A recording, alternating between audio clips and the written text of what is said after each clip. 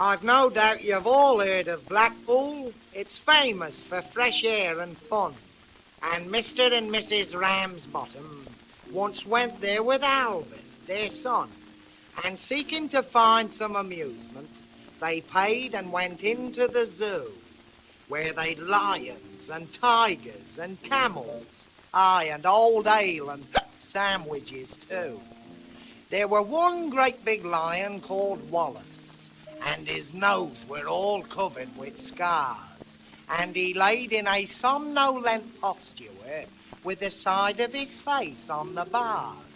Now, young Albert had heard about lions, how they was ferocious and wild, and to see Wallace lay there so peaceful, well, it didn't seem right to the child. So straightway the brave little fella, not showing one morsel of fear, takes his stick with its horse's head handle, and he pokes it in Wallace's ear. You could see that the lion didn't like it, 'cause giving a kind of a roll, he drags Albert inside the cage with him, and he swallows the little lad whole. Well, Father, who'd seen what had happened, and he didn't know what to do next, said, "Hey, Mother, yon lion's at Albert." And Mother said, am I vexed?" So Mr. and Mrs. Ramsbottom, quite rightly, when all said and done, complained to the animal keeper that the lion had eaten their son. Well, the keeper was quite nice about it.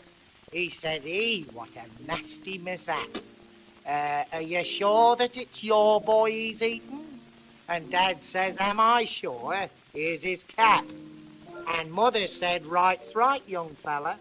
I think it's a shame and a sin for a lion to go and eat Albert, and after we paid to come in, well, the manager had to be sent for. He came and he said, what's to do? And Dad said, yon lion's at Albert, and him in his Sunday clothes too. Well, the manager wanted no trouble, so he pulled out his purse right away, saying how much to settle the matter. Dad says, well, what do you usually pay? Mother screamed, someone's got to get pinched for all this.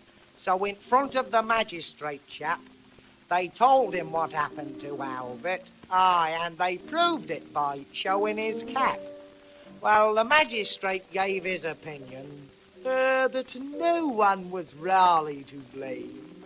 And he said that he hoped the Ramsbottoms would have further sons to their name. Well, at that, Mother got proper blazing. And thank you, sir, kindly, said she. What, spend all our lives raising children? For to feed bloody lions? Not me!